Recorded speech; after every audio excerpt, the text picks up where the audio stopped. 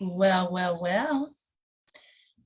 Looks like we are on a countdown. Hello, Facebook. Hello. The young lady with the curly hair to come in a little more. They're going to have to work it out. I told them they're going to have to work it out in the background. Well, there's something on there. What's that talking Just say got it. Just say got it.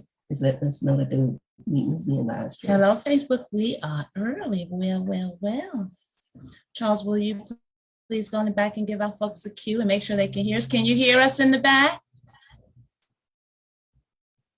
Make sure the volume's up on the tablet.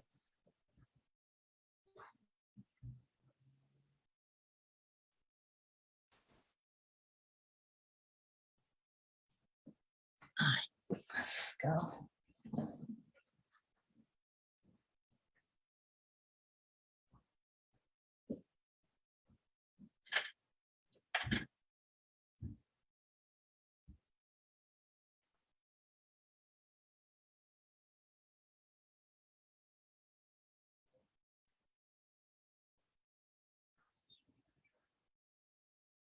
No. Hold up.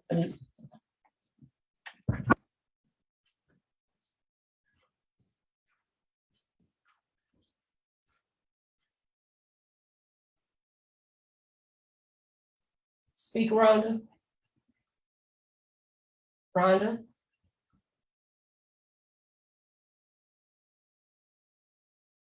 Rhonda. All righty, perfect. We got our technical consultant here. Guys, this is your 2-minute heads up. You'll hear us in just a moment, okay? Okay. Thank you. I good to go now. Everybody's yeah. Now you stand there and hold flags with the great.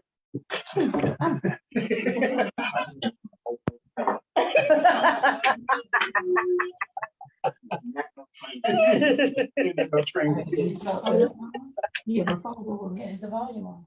Yeah, that's what I did. And then when I shut it, and I turned it up, it came. Well. We are working out the little kinks that we are so accustomed to running into. Hello, looks like we got some folks in the house. Hello to you, Miss Melanie Best. Hello, and we're going to tell you guys all about it in just a moment. So come on Facebook, grab a friend, share the feed, and we're going to start the show in just a moment. Let me just cut the volumes down. Boy, another week. I tell you. Okay, from the peanut gallery over there. We ain't doing that. Palms up, y'all. That's right, palms up. Hello, Facebook. We early for a change. And you get to see what goes on behind the scenes. So happy to be with you. Another wonderful week. All righty, let's see. Can you guys still hear us back there? Yeah. All righty, great. We're going to have a tad bit of an echo. Turn that volume down some on that phone. Let's see if we can do that. No, the bottom below that, you're turning it up. Behind the scenes, y'all. That's good. All righty. Palms up to everybody. How's it going? Turn it back up. We're gonna have to leave them both up. Okay. There it is. Palms up to everybody. How's everybody doing? There it is. Boy, I tell you, you have to have a PhD in this daggone technology, but that's okay. We're gonna get it going. How's it going, everybody? Welcome, Facebook. And Miss Melanie Best, and we didn't get the name of her cast. What is the name of her church? Well, we're going to let you guys tell us about it. Never mind. I thought my overseer was prepared, but that's okay. I'm having a blonde moment, y'all. Blonde. That's why my hair's blonde this evening. It's all good. Hey, Mr. Technical, while we're getting things together, I don't see Mad Studio in our back. Could you adjust that for us, please, until we see Mad Studio? We'll tell you. You just want to move it so that we have the whole. Hey guys, we got a minute to spare, so we're going to do this thing right. That's good right there. Perfect. Palms up. Actually, we have the baby cut off, but Mad Studios there. Hey guys, it's your girl. Palms up to you. We're back for another wonderful show. Boy, do we have a wonderful show lined up for you guys tonight. First and foremost, I want you guys to know that we are so humbled. Last week's show and the show before you guys are really finding us and sharing the feed. So give yourselves a round of applause and a big heartfelt palms up, because you know the good word when you hear it. And I thank you for sharing it. Guys, together we're going to grow. Hey, Overseer, how's it going? Good. Welcome back for another week. You got a short word for folks this week before we get started? All I can just say today is just wow. I'm just keeping it 100. Just wow. That's just it. That's all I can say right now. She said, wow. Wow. Well, I have a word for today. I want you to know that my word for today is humility. And humility, for many of you out there who don't know, is the freedom from pride or arrogance, the state of being humble. And what would an example of humility be? Giving up one's own privileges in order to serve those who have less. Guys, we appreciate you being on this journey with us for National Women's History Month, all and throughout the entire month of March. We've been bringing you some wonderful content, and we don't plan to disappoint tonight. Guys, we are kicking off with our first guest, Miss Melanie Best. We're jumping right out the gate, so we don't have any room to spare. We're going to use the entire hour, and that's why we got started early. Palms up. You know how we do. That's not the case usually. And if you want to join into the discussion, come on in through the www.healthydcandme.org website. The link is there. You can come right on in and join the discussion. Well, guys, I want you guys to know that we've been talking about SAMHSA's 8 Essentials of Wellness, right? And we've been talking about the reality of being able to create a balance in our living. You know what I'm talking about. We talked about how we hold those emotions in as women, and what better time to talk about that than March, National Women's History Month, so everybody can get educated. We even gave a shout out and a palms up to our wonderful men who are on the sidelines and usually in the forefront or walking right beside us or wherever they are, helping and trying to understand, but obviously we got to help them along the way.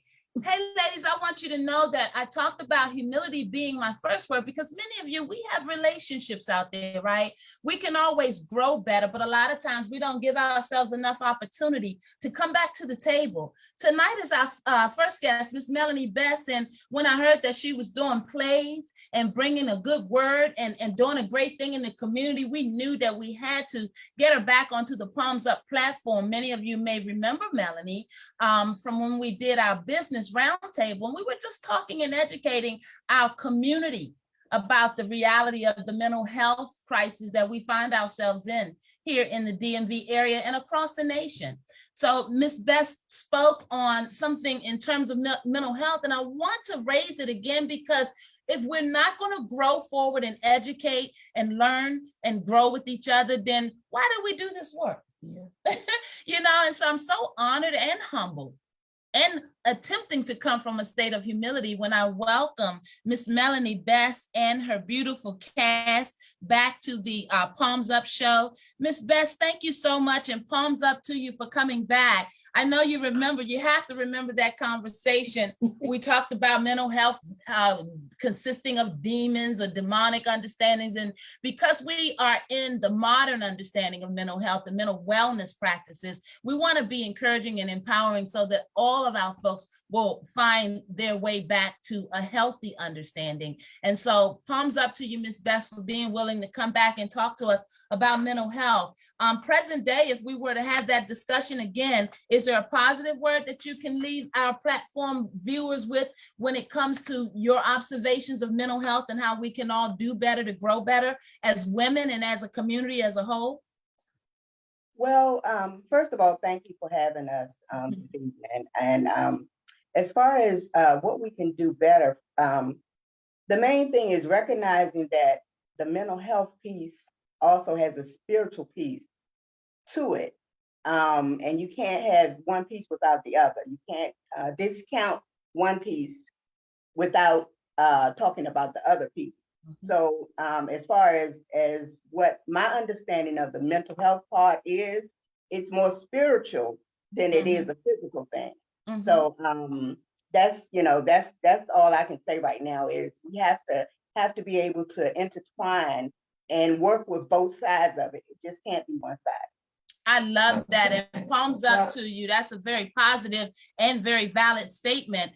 What you just recognize is what we've been talking about all month. We've been talking about the 8 essentials of wellness, and last week's show, we touched on them: social, occupational, financial, environmental, physical, intellectual, emotional, and of course spiritual. So palms up to you, Queen, because that's some knowledge, and we appreciate knowledge always. And we also want to understand that we are bringing this context in a manner so as though it doesn't have anyone feel as though they can't reach out for help. And although we understand the 8 essentials of wellness, it's important that many of us deserve the dignity of being able to be met where we are, so that we can grow and understand our path to healthy. So let's transform and let's talk about what these wonderful folks are doing to use their power for good. We here at the MAD Studio, mindfully making a difference on the Palms Up show. We like recognizing folks in the community that are doing good, doing great things, and most importantly, our women. So Melanie, will you do us the honor of coming forward and sharing with us the name of your organization, the work that you guys are doing in the community, and then introduce all these beautiful faces that are so understanding to be so close together. I'm so glad you guys know one another. Palms up and welcome.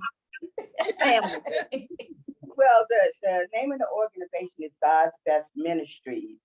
And we basically are theatrical production company that basically we have different plays, but this particular play, the one that would best be talked about tonight, if you can see, we all have our shirts on. I see your shirts. What do they say? It's called Convicted a Christian, and it's based on the play is based on the title. If you were accused of being a Christian, would there be enough evidence to convict you? So oh, wow. I brought some of the cast members with me, and I think I want them to introduce themselves and let you know exactly what part in the play they actually minister. Okay, great. And then hold up so that I can make sure to give our Palms Up viewers opportunity to know what we're talking about. Again, this is the cast of Convicted the Christian. And it makes the case that are you able, or is your Christian, what is it, your Christianity visible enough in your walk that you could make the case, or that you could become convicted for being a Christian? Is that kind of the premise? Yeah, pretty much. Okay. Okay, I like that. Yeah. Intriguing. And where's the play? Where are you guys performing? Well, we don't have anything right now scheduled. Okay. Where have you performed? What was your last performance? The last performance was actually in Temple Hills, Maryland, at the Master Touch Praise Ministries. That was the last full performance. But we've also done the Lincoln Theater. We've been out of town, so we've been in several different locations, but we've been doing this play off and on for 27 years.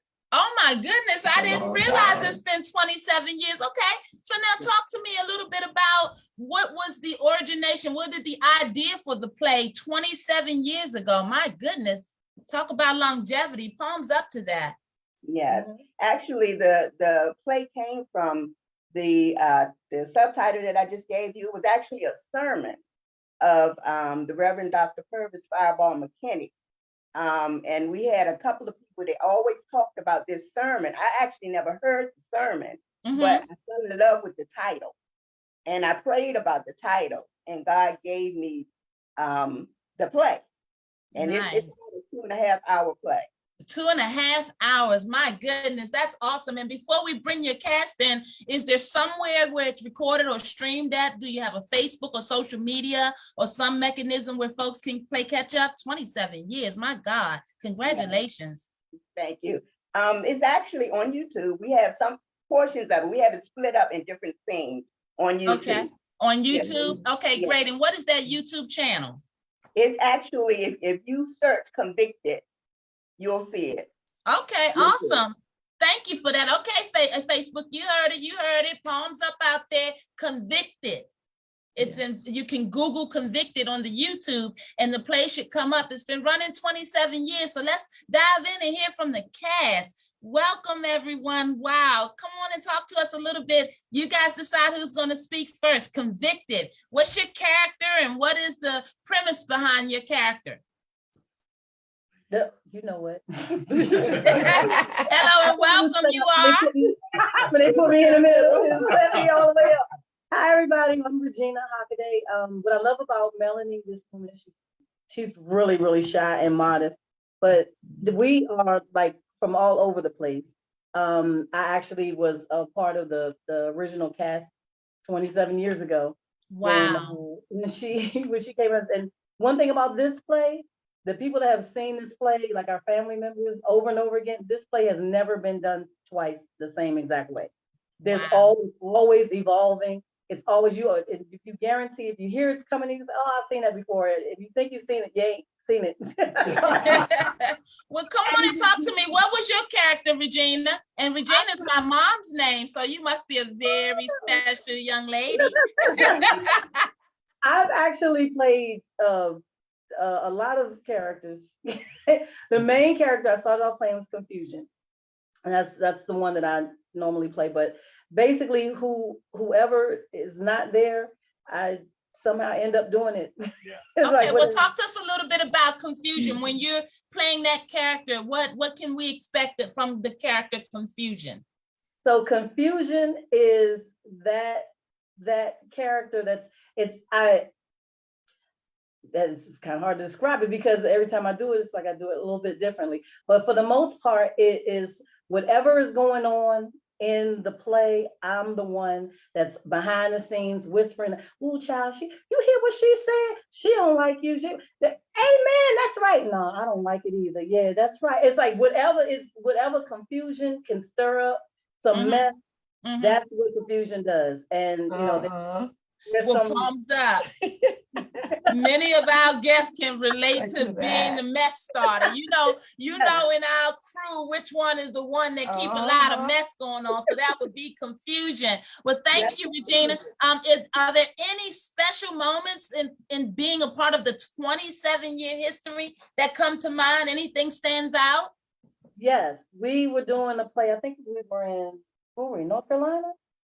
Raleigh, North Carolina, and there's a scene that's called like a dream sequence where the imps come out, we're all representing the imps except for Melanie, come out and torment the sister. And in the middle of that scene, our set, a part of this huge board just crashed to the floor. I mean, and just by the grace of God, nobody got hit. And we were all looking, but we just fixed it up and we kept on going with the scene. But afterwards, somebody came to one of the cast members and said, "Ain't that just like the devil just come in?" They thought it was a part of the show. That's what I'm saying. Every time you see it, it's going to be something. So, yeah. Palms up. That's a testimony. It was part of the show. Quiet as kept. God got the final say. That's beautiful. Introduce us to one of your other cast members. Okay. I am. Don't be shy. I am Betty Williams. Hey, palms up, Miss Betty Williams. How long have you been? Have you been there 27 years? Well, I didn't start, but I've been there probably about 25 years. Wow, that's awesome. Palms up to you. 25, yeah. And Miss Williams, what was your character? The character I've always done, like we are all imps. We all work for the devil. So, Okay. The imps are, we respond to what the devil tells us what to do. This is your body, your tongue, your thoughts. So my character was that I'm the one who get into your tongue, the one in your mind who will make you lie. So I play a character called the liar. The liar. Wow. Palms up. All right, we following this. Yeah. We got Confusion and now we got liar. So what kinds of things would you do in your character role? And then what is one of your fondest memories in 25 years? Well, one thing that I do in my character role I don't ever tell the truth. That's one thing. Nobody believes anything I have to say. And that is what I'm trying to convey to the audience. It's like, there are people out there who cause confusion and division amongst themselves because they lie. Yeah, And some people, yeah. you know, some people embellish things to make it sound real good. You know, and I tell them, because, you know, you continue to embellish your stories, that I'll be here forever. And that's the truth. Palms up. Liars will be around forever. That's a real statement. So do you add to it? So how challenging was it for you to play the part, and in playing it, did you find yourself having to, you know, what do they call it, ad lib? Yes. You do ad lib. Sometimes, you know, I think that's at the beginning one time, I just forgot the line. Nobody knows that. And I go, you know, one word I always use is like, psych, I lied, because I am the liar. So anything I say, I tell them, you know, I get everybody's attention, then I go, psych, I lied, you know. Those are the moments when you want people to understand that lies hurt. Yes. Lies cause confusion. And I think one of my fondest memories, I think we were over at Epiphany. We were doing the play there, and Reverend Hawker was playing Satan. But one of the young ladies who was playing, I think she was playing Hatred. And when she told us that she had invited somebody and they got so convicted, they left the play. That, they left the play. They couldn't take it anymore. So we know that it works. We know that it's funny, but it's also serious. Yeah, palms up. I tell you, they say can't stand the heat, get out the kitchen. And you know, all of us, many of us, I'm sure, have experienced when you're sitting in the pulpit and the pastor giving that sermon and you feel like he's just talking directly at you, and that seat just as hot. So I can imagine you guys experience that. One of the things I should have asked Regina, and I'll ask you as well, what allows you to stay so committed 25 and 27 years in? What was it? Yeah. This woman right here, I told her, I Awesome. don't care what I'm doing. If I Palms can up. do it, I'm gonna be there, because this lady right here, you make me cry. Awesome. I love that. I love that. Melanie, when you hear that, awesome. Thank you for that, Regina. Melanie, when you hear that, I'm sure your heart is just full. It really is, and I have to be careful right now because, you know, tears will fall at me.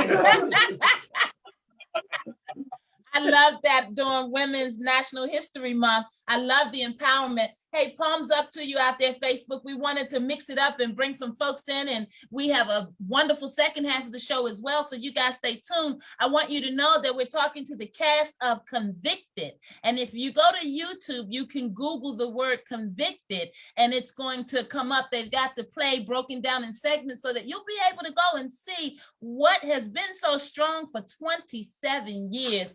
Palms up, we're talking to Miss Melanie Best and her cast members. We've heard so far that they've had a character named Confusion, a character named Liar. So come on, let's keep it going and find out who else is with us. Okay. How's it going? And palms up to you, Queen. My name is Karen McKeever. I haven't been in the play as long as they have. I don't know how long I've been in the play. I played many roles, but my most current role is Lust. Lust. Wow. Ooh, you get to have a lot of fun. How in the world you play that role, Miss Karen McKeever? I'm the first imp on the scene that speaks. And so I kind of set a tone for how the rest of them go. But my biggest part is the attitude of Lust. The attire, the facial expressions, the walk, all of that. And as Regina said, the only reason why I did that is because Melanie Best can easily not do it. Lust to me was a tall, you know, very figurative woman. I'm very short. I'm only 4'11". But Melanie made me feel like I could do it, so I've done it for several years. And I love it. And one of my most memorable moments was when we were away. I don't know if it was Raleigh, but it was somewhere in North Carolina. It was Durham. And I was playing Lust, And I was playing it well, I must say.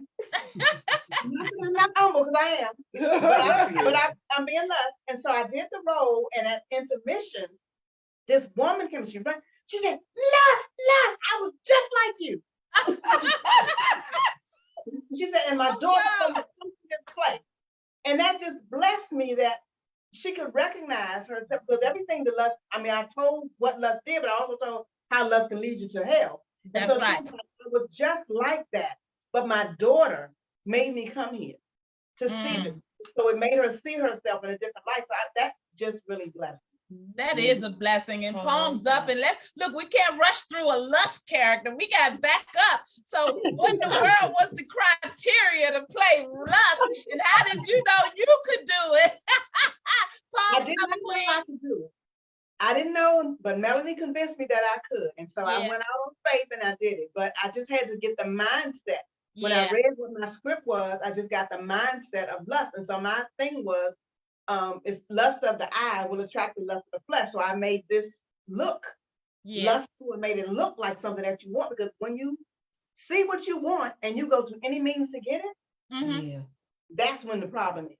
Because you can see it and you can like, but you don't have to act on it. But the spirit of lust will make you act on that thing that you see, that you want, that you probably shouldn't have. Which is Hey, something, palms up. Y'all you know. speaking some truth coming through this palms up platform. I love this. So we had a liar, we had confusion, we had lust. Any one of you guys can tell me, what inspiration did you draw on to get ready for the parts? Because it had to be a challenge, you know, to get in character and then still be your regular selves, because clearly these characters are a far stretch from who you are in your regular lives, right?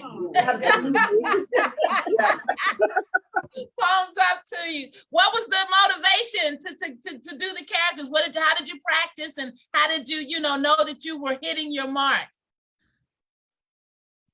It took a lot of prayer before we minister, because we know it's funny, but we have It to is. realize that we're doing a serious work. So we Mhm. always go into prayer before we do this play to make sure that we get the point, the real message across, not just the comedy, but the real message behind these spirits. So the spirits are real. Right. And that's the thing that we want to get the audience Right. to know, that the spirits are real. It's not something. Amen. And so when we exhibit each character, we want to make it as real to the people so they'll know that this is not something to play with. We're really getting the message across that you need to be a real Christian, which means some of these things you ought not to do.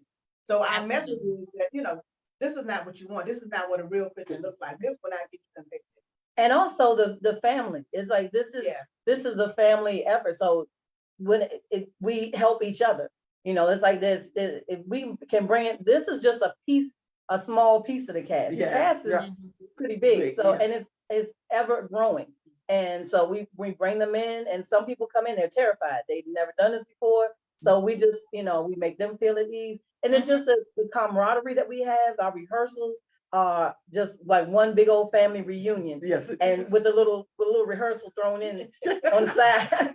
I love that. Now let me do the right thing and bring our one male to the forefront. I know our viewers palms up are out there like, God, Rhonda, my goodness, we know it's National Women's History Month, but the brother just sitting there. We 30 minutes into the show almost. Hello, brother. How Come you to doing? the forefront. I imagine you used to this, traveling with all these women. Oh, yeah. But thank you so much for obliging us today. And what character did you play, and how long have you been with the play? I've been with the play 26 years. Wow, awesome, palms up. You want to know what conviction looks like? Oh, convicted is the play. If you want to know, you're looking at the face of it. Well, welcome, and tell us your name and your character. My name is Major Coleman III. I started out as unbelief. I played many characters. Hatred, Satan, built a well. Wow. But the character I'm focused on right now is fear. Fear. Okay. Yes. Wow. With fear, you got to understand, fear is not just going up and scaring someone. What you're doing is basically startling. So you're not, the fear is not being sure of yourself, having that doubt, not stepping out and taking that step that you need to take because you're not sure of the result.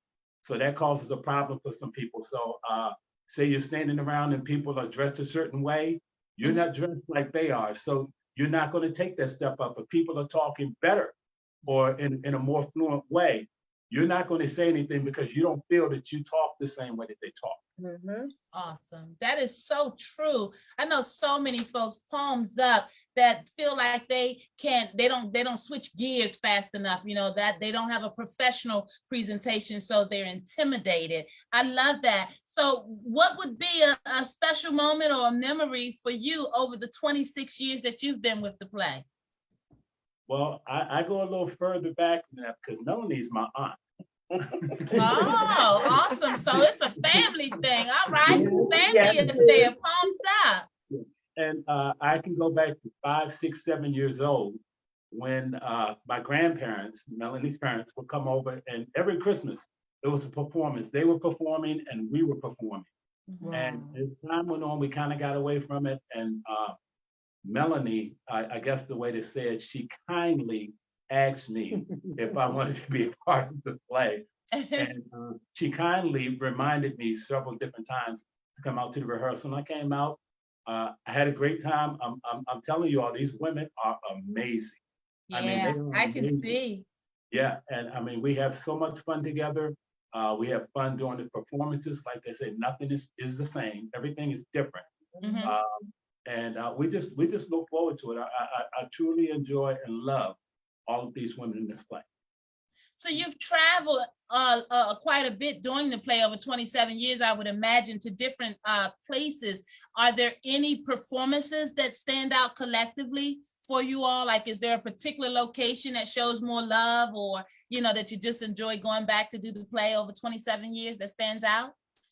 I don't know you can say just one because everything is different and everything is special. I don't believe that we've had any negative, and with the negativity comes leading up to the play because the devil is trying to do everything he can to throw you off, and trying to throw you off that cycle. He wants you to fall off the curve. And it seems like when we get together, we overcome all that. Wow, I love hearing that. I'm going to ask my co-host if she's got, know that she is excited to talk to you all. I appreciate you all answering my questions. Overseer, did you have anything that you wanted to pose to Melanie and the crew? No, I'm so proud of Melody. You know, when Major just spoke, how many years it took me back for when I first met Melody. It was with music, and her daughters, they had a cappella group called Hope.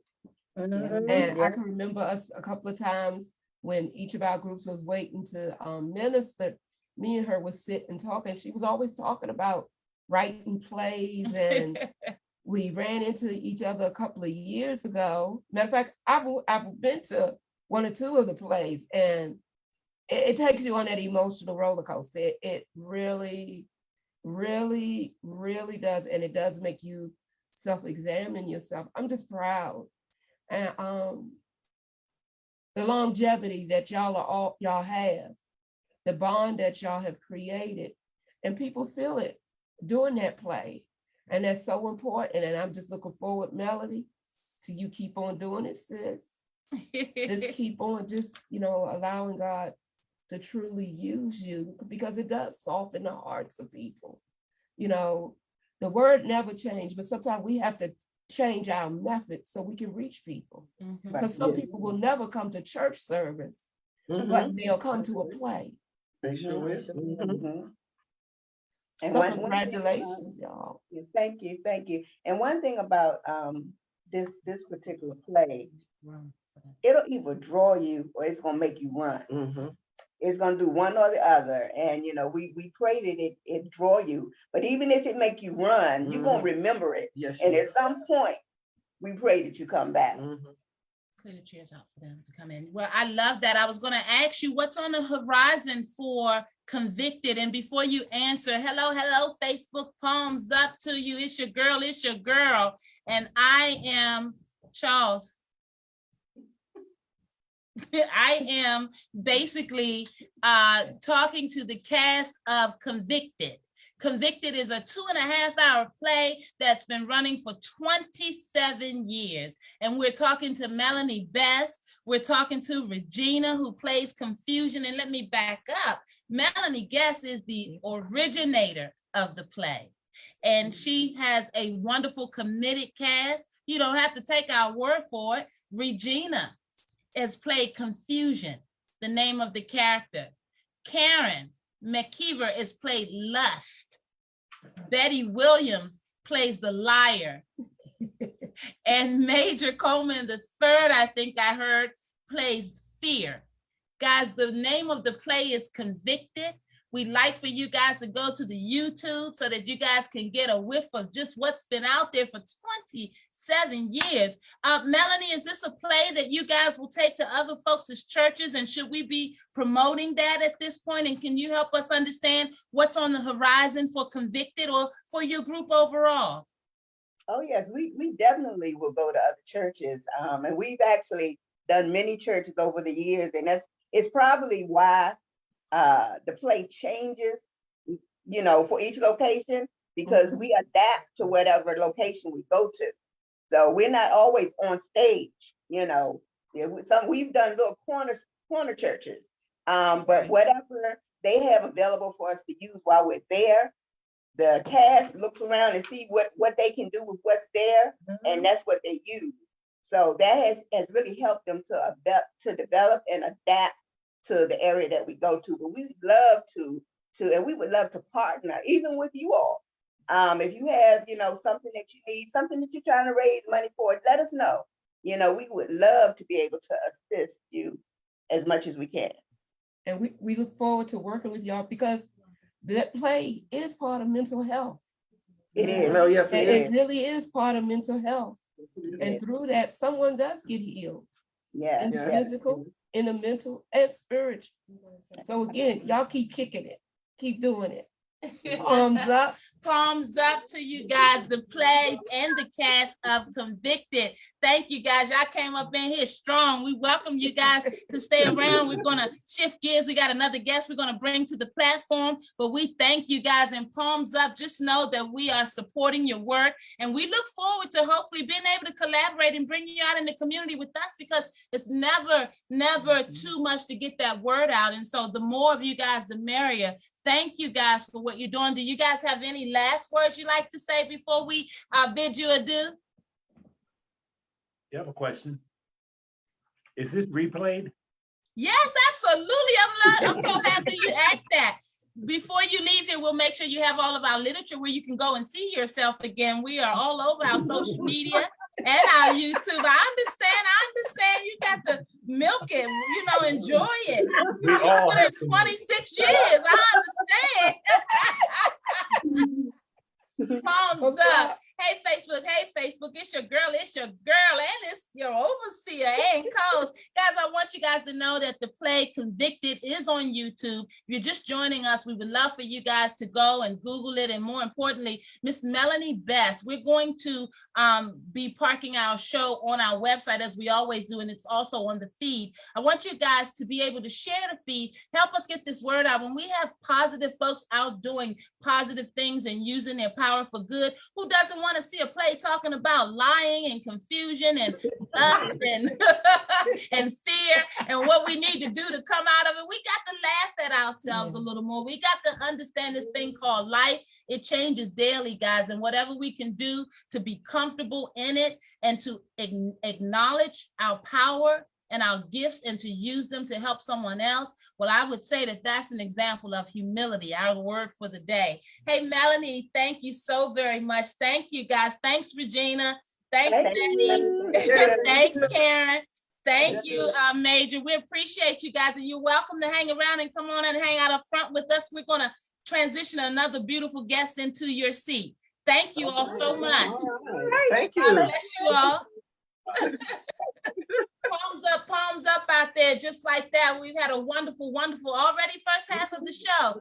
As you know, I'm the mental health advocate. We are, and we are very big on making sure that we have a positive word, positive content out in the universe. As you heard me say, and as you see our cast members leave, I want you guys to know that the Palms Up show is very big on understanding the need for making sure that we're empowering our women this month and always. Why? Because we know that our women are the backbones of the community, as you're going to continue to hear me say. Palms up out there. The second half of the show, I want you to know that we've invited a beautiful guest that I think many of you guys can relate to.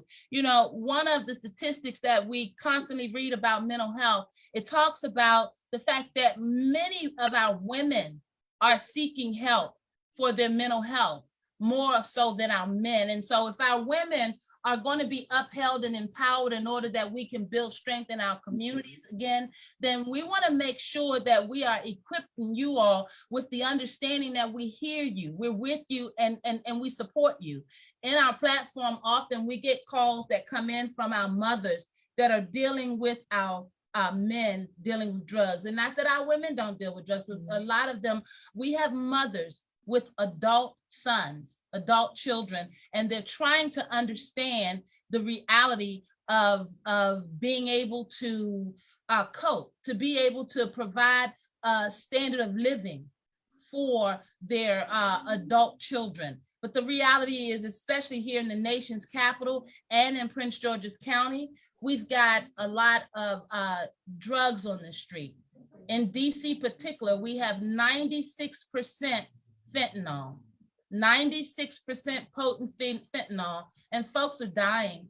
Many of our parents are coveting their children because they don't want to lose them. And I want you guys to know that tonight's second half of the show is dedicated to my mothers out there who are dealing with challenges, adult children that have challenges. Drug usage, drug addiction, alcohol abuse, alcohol drinking, it all falls under the mental health umbrella, but a lot of times many people don't realize that.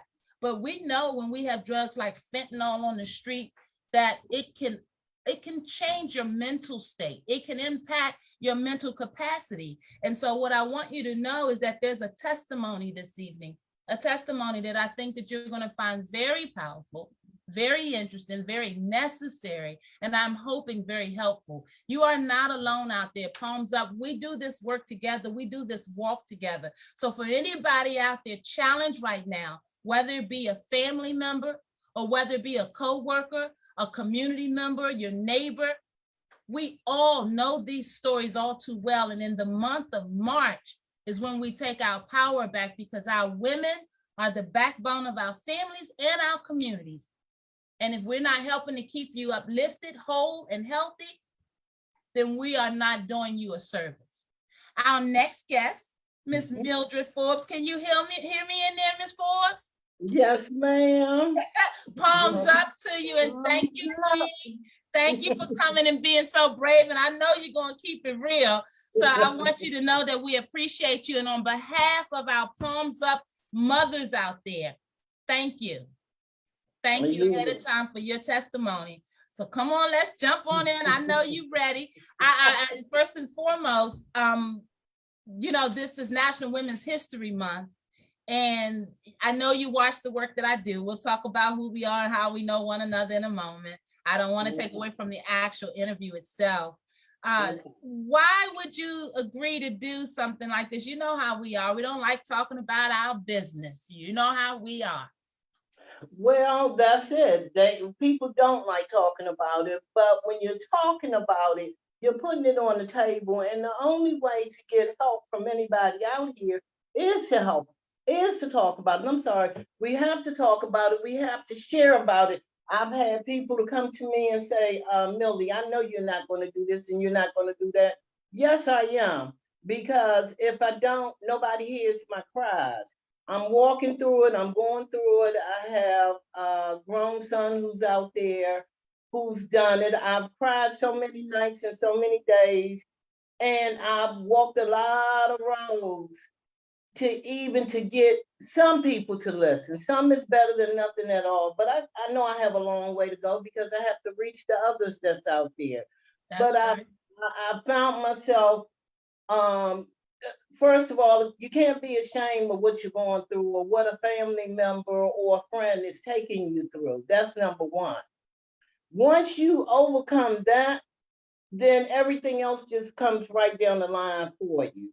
It's a struggle. I'm not gonna tell people it's not, it's not a struggle. It's a hard struggle, it's a long struggle. But I keep on pushing and I keep on going and I keep on praying, and everything I do, I come out on faith. And I talk to the Lord each and every day to get me through my challenges with dealing with the issue.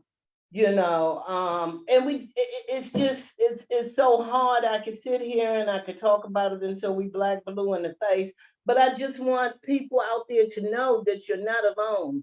Never think that you're alone in this predicament, because you're not. There's always somebody listening. If it's no more than the man up above, he hears our cries. And just hope by one day you'll walk into the right person, and they'll say they're going to push with you, push right along to help you get whatever help you need for the individual. I appreciate that. You sat down and you just ran with it like I knew you would, and I appreciate you for doing that. I want to talk about it a little bit in depth for folks out there that are struggling. First of all, let's identify what we're talking about. Is your challenge with your adult child drug related, alcohol related, a little bit of the both? Do you know? Mine is pretty much the drugs. The drugs. Do we know specifically what drug? They call it the water drug. Okay. But I know it as PCP because I was about to say this on the Palms Up show. We keep it real, Palms Up, and it's going to be an education for folks. See, it's one thing to talk about things and to come from a place of judgment, but when you don't know what you're talking about, sometimes you want to practice humility, right? And be able to listen and learn and understand through someone else's journey. And so why it's important to know what it is so that you understand what they're struggling with. Now, this is your son, no doubt, and I know you love him to death because you've been in his corner when no one else has been. Talk to us a little bit about some of the things that you've had to deal with, having to, recognize the reality of a child, an adult child who is using what we recognize to be PCP or what they say water. And guys, when we're talking about water, dead bodies, when they the formaldehyde and the fluids that they're using to tend to dead bodies and to put them together for our funerals and things, these are the types of chemical understandings that have been associated with the drug PCP. And guys, you don't have to take our word for it. Google this show. This platform is always about education. We're not just going to talk about it, we're going to be about it, and we're going to bring brave souls before you so that you can hear their testimonies, because we need you guys to understand that we have to be the army that God called to be able to help our people. And it starts with meeting folks where they are in order to truly, truly be a good steward. It means that you're going to show up with no judgment and recognize that there are families going through out there. So when you talk about having an adult child using drugs, I would imagine it's a challenge for him to stay employed. Yes, it is. And does your adult child maintain his own residence, or does it end up being something that you have to help out with? I help out with. At being at this point, and it's so far gone, they're not capable of living out there on their own. They're not used to, because number one, they are hauling, there's nothing wrong with them, and we know that there is. So therefore, I have to have him staying with me. I have to help take care of him. Well, let's stop for a minute, because that wasn't always the case. I know that recently something happened where his health was impacted through using the drugs. Can you talk to us a little bit about what that looked like for you and why you find yourself taking care of him more so now? Well, back in January, my son got a hold to some bad drugs. He was found in Maryland, and they had to put him in the hospital. He had to go in the hospital. He had to go on life support. We didn't know at that time whether he was going to make it or not. There was so much drugs in the system. What happened to his brain? His brain went dead at that point and at that time, there was no brain usage. At that time, his lungs had collapsed. It was a number of things that happened, and the biggest problem of all was the brain. When I received the call from the hospital, I was told that my son wasn't going to make it. The drugs had really did a number on him. There was so many different types of drugs in the body. And that was one of my biggest fear. You know, I knew my son did the drugs and I talked to my son about it, but when you have a habit, you stay in denial because you're not ready to let that habit go. So on this particular day, when I received the call from the hospital, you know, for a moment I broke down, I cried, I got myself together, and I listened to the doctors. I went in and met with the doctors, and the doctors was like, "Miss Forbes, his brain is dead. His lungs had collapsed. His thyroids are messed up. Everything under the sun that you can think of, this young man was going through." So, you know, this was a long battle from January. He stayed that way for a whole month, living on life support. And then finally one day he woke up and, you know, I got that phone call to come to the hospital. He was woke, he had woke. And slowly but surely they said things will come back. You know, you lose part of your memories. You don't know whether or not you're going to come back as an adult or a child, which when he came back, is things that he didn't remember from his past that we had to go as a family, you know, refreshing their memories, start saying things bit by bit to him to let him know, hey, this is what took place and this is what happened. And yet to this day, he's still in a little denial that it wasn't drugs, but this is what I go through. This is part of my daily challenge. I have to go through and say, yeah, there's a drug problem, but I just don't throw it all out there at one time at him. But, you know, I had to learn a lot when he went through and took me through this because my biggest fear was one day he was going to get a hold of something that was going to kill him. And that day, to be honest, I mean, after hearing the doctors first calling me and telling me, hey, your son is on life support, his brain is dead.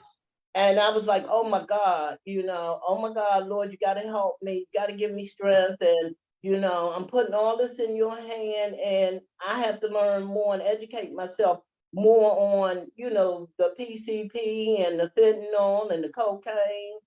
And it's another type of drug out here. I just can't pronounce it. But it's okay. We know it's a drug and it's killing them, you know. So I choose to sit down with the doctors and I'm learning. But it's not an easy task because it's, you know, some things are good and some things are bad in his life and whatnot. But, you know, I take this step with him. I walk with him each and every day. Now my biggest challenge with him is I'm making sure that he goes and see all these doctors that he needs to see. And I'm hoping and praying that he will come to me and say, I'm ready to get in some type of rehab. I was going to ask you, how is treatment, especially, I mean, it's, you know, the reality of having to deal with the drug addiction and the recurrence of it, because obviously he's been through programs and processes in the past, right? Which a lot of folks' stories that they go through rehab a couple of times, but as you said, that's the addiction of it. A lot of times folks stay in that cycle because they're still going through. Tonight's story was to show you that you're not alone, but more importantly, to let you know that your worst fear could be altered to the point that death doesn't happen. He ends up having to be taken care of as a child, and that becomes a challenge because no parent wants to see their child like that. And obviously an adult man, when there's not a wife or when there's not another secondary family in place, it usually is the responsibility of a mother because no one's going to love you like a mother would. Palms up. Palms up. So Queen, what kind of supports do you have and how do you deal? Because this is National Women's History Month, and at 18, you some of us are fortunate that this doesn't end up being something that we constantly have to do on this level, but you have to roll your sleeves up, and your son's over 30, right? Yes, he is. You know, I get up each and every morning and I first thank the Lord for allowing me to see another day. And then I have my morning talk with the Lord, asking him to guide me and help me to deal with this.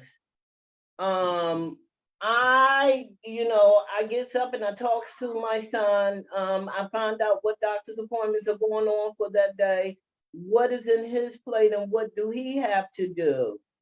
And I sit and I have these conversations with him and I said, we're gonna make sure we go A, B, C. And once you get back, we sit down and talk about and discuss what's going on. I have my son, my oldest son, and I have my daughter-in-law, and I have my husband who, each and every day checks on me and makes sure I'm okay. And, I'll have the conversation if I'm feeling a little down, but I try not to get down because, when you're feeling depressed, then sometimes you don't know how to shake your own self out of it. So I always ask God and my family just to give me strength. I've had those days when I done sat there and I done cried because I didn't know what to do. I cried and I cried until I couldn't cry no more. And then now, after I done been through all this, I said better days are to come. Now, my thing is he has to see, neurologists, because of the drugs, the drugs, then it's a disease. So you're seeing a disease, different types of doctors. So that's an everyday challenge with him and with myself. But I tell him the only way we're going to get better and get through this is to get out there and see these doctors, because these doctors is the only one that can help you. Now, my biggest challenge would be is if he ever came to me and say, I'm tired, I'm not going to do it anymore. This is when I would need to find a way to get the government to step in and give me some kind of help where I can get him into something where it won't be, I don't have this type of problem. When we know you have it and you don't want to do it on your own, then this is when I would have to really, put my thinking cap on and get on out there and start knocking on some of these big people doors and say, hey, we need some help. Yes. Because they're not going to do it, they're not going to do it on their own because number one, they're in denial. That's the hurting part as a mother when you know that your child or your sister or brother is on it, but they sit and tell you, no, I'm not on it. No, ain't nothing wrong with me. And then, they'll tell you, you're the one, something wrong with you. But in my brain tells me, I never sit there and argue on anything. I say what I have to say to them and I moved on to the next phase. I tell you what, I don't mean to cut you off. Palms up. I tell you, you are a strong one. And I really appreciate you being so open because there's a mother out there. There's an auntie out there. There's a godmommy out there. There's a pastor out there. There is a kind heart out there that understands that our souls need prayer daily because we're all dealing with something. And one of the things, again, that we're constantly dealing with in the community is our mothers that are dealing with family members, children, adult children. And a lot of these adult children have children. Does your son have children? Are you a grandmother? I'm a grandmother. He has 3 kids. And because of the fact that he's on the drugs, he keeps himself separated from the kids. So which means if you are out there and you're doing your drugs, your kids don't want to be bothered. So they're not going to come around. So this is something that I deal with each and every day. You're not a part of your grandchildren's life, but I'm thankful to have, my son. Yes, you are. Yes, you are. Very blessed because this has been an ongoing I've been dealing with this since back in the late 90s. I was going to ask you how long of a haul has it been?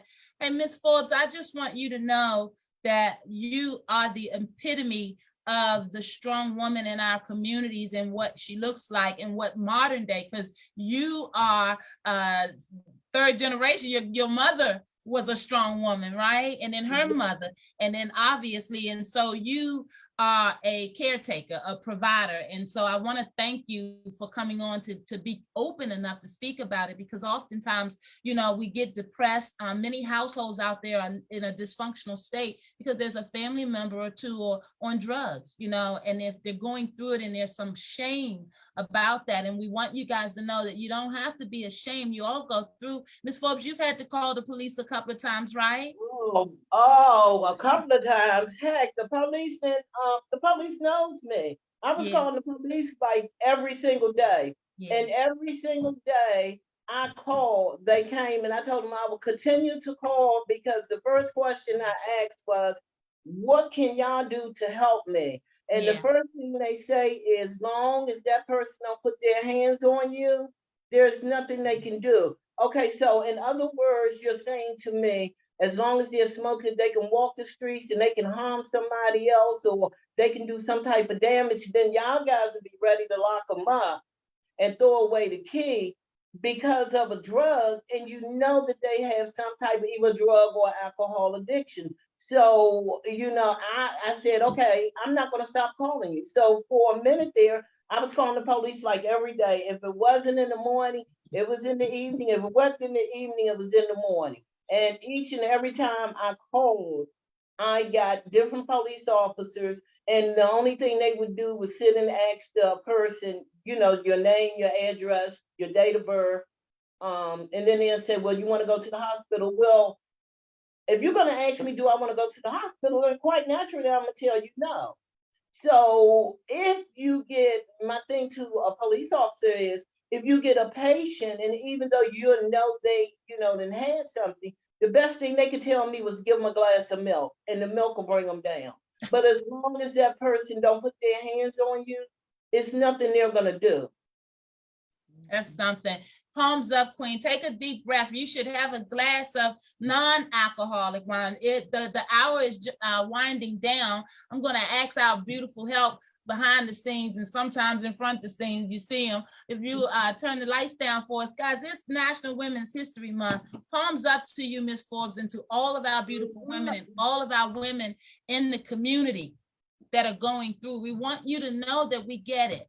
We get it. And you want to put some tunes on, guys. We've been talking about celebrating ourselves. The month is winding down, but we don't dare want you to forget.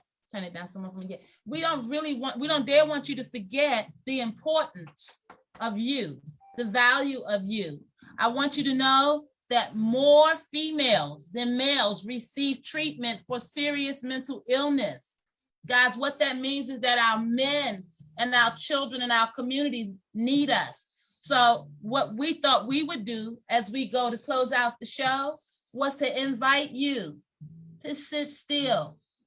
Think about all that we talked about this month. Think about those 8 essentials of wellness and how you will begin to take your ownership back of your happiness, your joy. Get out and see a play. Guys, reacclimate yourselves. You got the social wellness that you guys can build upon. You don't have to sit at home and be depressed. We talked about running the bathwater, Ms. Forbes. I want you to know that your testimony tonight is going to help somebody. It already has. Because it's so easy to be isolated and feel like you're alone coming through a pandemic, and people and got right back to forgetting that it's supposed to be about us. It's supposed to be about our love for God and our love for one another, guys out there. Women, talking to you out there, women, it's time to stop. Find a way to celebrate yourself. Our community, our men, our children, our households, we need you. We have a nation in peril. We have guns that are going off daily. We have so many families that are affected by mental health. And if we won't have these conversations responsibly, we can't help save lives, guys. God wants us to save lives. He wants us to be able to use our power and our gifts for good out there. Remember the word for the day, humility. Humility. Remember our beautiful cast members that stopped by of the convicted play. Google it on YouTube. Guys, remember Miss Forbes and her testimony. And when you're praying tonight, will you please add her and her beautiful family in your prayers? Remember her soul. Remember her strength. Remember her bravery. Remember that you're not alone out there. So we want to raise our glass to you. And we want to ask you to commit. Just because March is ending, you can continue the celebration. More power to you guys out there. Palms up. Mental health will always matter. And here's to your joy, prosperity, good luck, goodwill, health, and all that God has in store for you all. Happy National Women's History Month. And yes, it's non-alcoholic.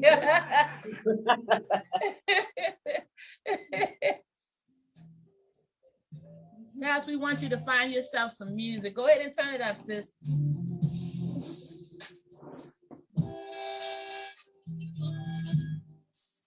You've earned this.